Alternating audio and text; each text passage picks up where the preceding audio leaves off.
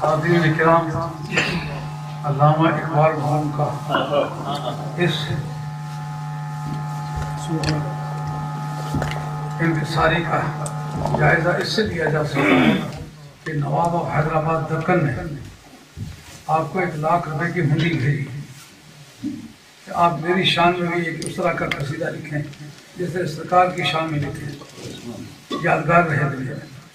تو علامہ اقبال مرحوم کہتے ہیں من کجا نغمہ کجا شعر و سخن بہانہ سوئے قطار می کشم ناکہ نعرہ تکبیر، نعرہ رسالت، ریپیٹ کیجئے اس کو حضرت۔ سبحان اللہ، سبحان اللہ۔ کجا نغمہ کجا سخن بہانہ من کجا نغمہ کجا شعر و سخن بہانہ سوئے قطار می کشم ناکہ بے محاررہ۔ میں ڈاکٹریٹ کیا ہوا ہے، بیرسٹریٹ کیا ہوا ہے، انگلینڈ کا پڑھا ہوا ہوں، جرمنی کا پڑھا ہوا ہوں، بوٹا بھی شاعر میں بھی شاعر۔ اور اس قصہ دراصل یہ ہے قوم کے مزاج کو دیکھ کے مجھے یہ راستہ اختیار کرنا پڑا۔ من کجا نغمہ کجا شعر و سخن بہانہ سوئے قطار می کشم ناکہ بے محاررہ۔ اور کہاں شعر و شاعری یہ 1400 برس کے بچھڑے ہوئے اونٹ کو پرانی قطار کی طرف لے جانے کے لیے خود ہی بڑھ رہا ہوتا۔ اس آدمی نے یہ کہا تھا کہ ہنوز عجب نہ داند رموز دی ورنہ حسین آمد زدی ہوتا پیچھے بلا جبی۔ مسلمانوں کو دین کا صحیح علم نہیں ہوا، وہ کرنا کہاں دیوبند اور کہاں حسین آمد۔ حسین آمد کا کیا تعلق بنتا ہے دیوبند کے ساتھ؟ فیروز اللغات ہماری پرشین کی کتاب ہے، ڈکشنری ہے فیروز اللغات، اس کے طرح کے دیوبند قارون کے القاب میں سے ایک لقب ہے دیوبند۔ فیروز اللغات یاد ہے، پرشین کی ڈکشنری ہے، آپ جو دیوبند نکالیں گے تو نکلے گا کہ یہ قارون کے لقبوں میں سے ایک لقب ہے۔ اور شیخ نجدی کا آپ ٹرانسلیشن نکالیں، آج بھی ڈکشنری نکال کے دیں، اس کا معنی ہے کہ وہ نجد کا چودھری، نجد کا سردار۔ سمجھائیے بات نہیں سمجھے؟ آپ پہ کافی فاصلہ مجھے نظر آ رہا ہے۔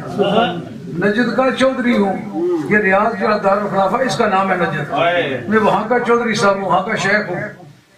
یعنی نجد کا چودھری ہے، نام اس کا شیطان ہے، اور دیوبند ہے وہ قارون کے لقبوں میں سے ایک لقب ہے۔ ان کا حسین آمد کا تعلق دیوبند سے کیا بنتا ہے؟ نوز عجب نہ داند رموز دی ورنہ حسین آمد زدیو بند ایچول عجبی سرود برسر ممبر کے دی وزن دی زبترست سے بے خبر سے مقام محمد۔ بیٹھ کے یہ کہہ دیا کہ قومیں اوطان سے بنتی ہیں، میں پہلے ہندوستانی ہوں، پیچھے مسلمان ہوں۔ حضرت سلمان فارسی ایرانیوں سے لڑے اور کہا تو ایرانی ہو کے، پرشین ہو کے، نوشروان کی اولاد میں سے ہو کے نوشروان کی اولاد سے لڑ کیسے سکتا ہے؟ انہوں نے کہا میں پہلے مسلمان ہوں، پیچھے فارسی ہوں۔ رومی رومنوں سے لڑے، ان کا رومن ہو کر رومنوں سے تو کیسے لڑ سکتا ہے؟ انہوں نے کہا میں پہلے مسلمان ہوں، پیچھے رومن ہوں۔ پہلے یمن والوں سے لڑے، انہوں نے کہا تو یمنی ہو کر یمن والوں سے کیسے لڑ سکتا ہے؟ انہوں نے کہا میں پہلے مسلمان ہوں، پیچھے یمن۔ لیکن مولوی صاحب جو ہیں وہ کہتے ہیں میں پہلے ہندوستانی ہوں، پیچھے مسلمان ہوں۔ علامہ اقبال انہوں نے گردن ماپی سرود برسر ممبر کے دی زبت رست چے بے خبر سے مقام میں محمد ہندی وہ خراسانی یا افغانی مدورانی تو اے شرمندہ اے ساحل اچھل کر بے گھروں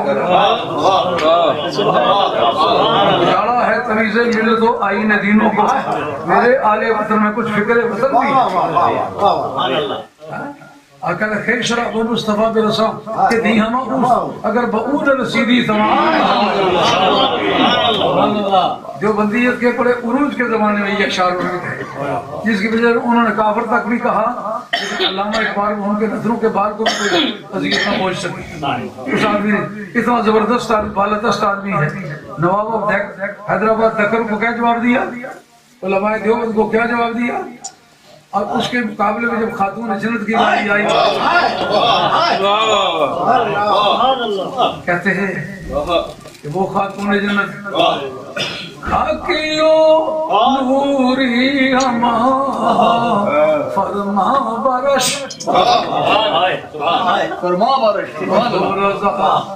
گورزائے او رضائے شوہرش، نوری بھی اور خاکی بھی جس کے جھاڑو دیتے ہیں اس کی اپنی کوئی چوائس نہیں ہے، علی تو تیری چوائس ہے وہ بھی۔ آج تشریف لانے والی خواتین سے درخواست ہے کہ جناب سیدہ کے کردار کو اپنائیں تاکہ آپ کی زندگی ان کی زندگی کا نمونہ بن جائے۔ وہ کہتے ہیں سیدہ کی وہ شان ہے، سیدہ پاک کی شان ایسی ہے، رشتہ آئین حق زنجیر پاک سے فرمان جناب مصطفیٰ۔ علامہ مرحوم کی ناز و خیالی کا بھی انداز کریں، لفظ سیدہ کا استعمال کیا اور کیا محفوظ استعمال کیا۔ سرکاری دو عالم صلی اللہ علیہ وسلم کی شریعت طیبہ نے مجھے پابند سلاست میں کر رکھا ہوتا، ورنہ گردے باتش گردید میں سیدہ برخا کے او پاشید میں۔ نعرہ تکبیر،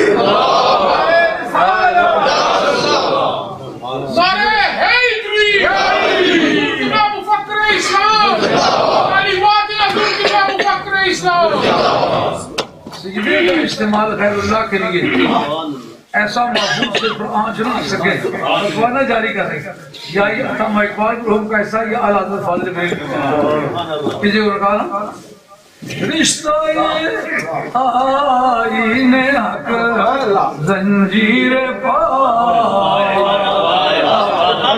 سے فرمان جناب مصطفیٰ، ورنہ گردے عید میں سیدھا برخا کے پاشید میں۔ شیر مجھے نہ روکتی، طواف کرتا آپ کی کو بلار اور آپ کی قربت سجدے کرتا، سیدھا کا استعمال کیا خوبصورت کیا۔ اعلیٰ حضرت فاضل دہلوی نے لفظ سجدہ کی جگہ استعمال کیا کہ جس وقت سرکاری دو عالم صلی اللہ علیہ وسلم تشریف لائیں گے تو پیش نظر یہ نوبہ سجدے کو دل ہے بے قرار، پیش نظر یہ نوبہ سجدے کو دل ہے بے قرار، اور وہ کیے سر وہ کیے ہاں یہی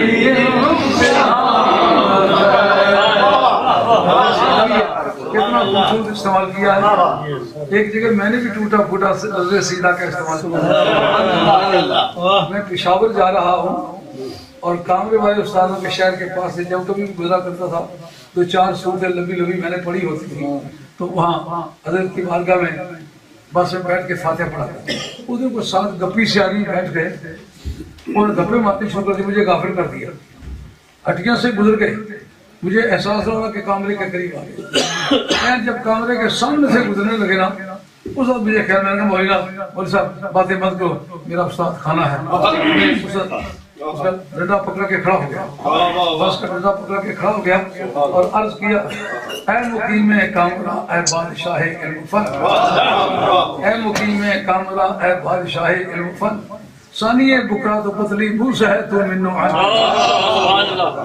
علم کے ایوان میں مسند ہے تیرا سر بلند سیدھا ریز ہے جس کے آگے ہر نگاہ ارجمند سیدھا ریز ہے جس کے آگے ہر نگاہ ارجمند گھومتا ہوں روز و شب میں علم کے بازار میں دیکھتا ہوں خون عاشق گاہے نوکے خار میں اپنے ساتھ کے کچھ ساتھی جو بہت زیادہ محنتی تھے مجھے اللہ تعالیٰ نے حفظہ عطا فرمایا تھا کہ پڑھ کے سو جایا کرتا تھا جتنا آرام و چیزیں کر اتنا سبق چیزیں یاد ہوتا لیکن وہ 8 دن سوتے نہیں تو چند بندے پاگل ہو گئے ایک پاگل راستے میں ملا اس جنون کی حالت میں کہتے ہیں شاہ صاحب بڑا بھی دل کر دے میں تھوڑی طرح سبق سننا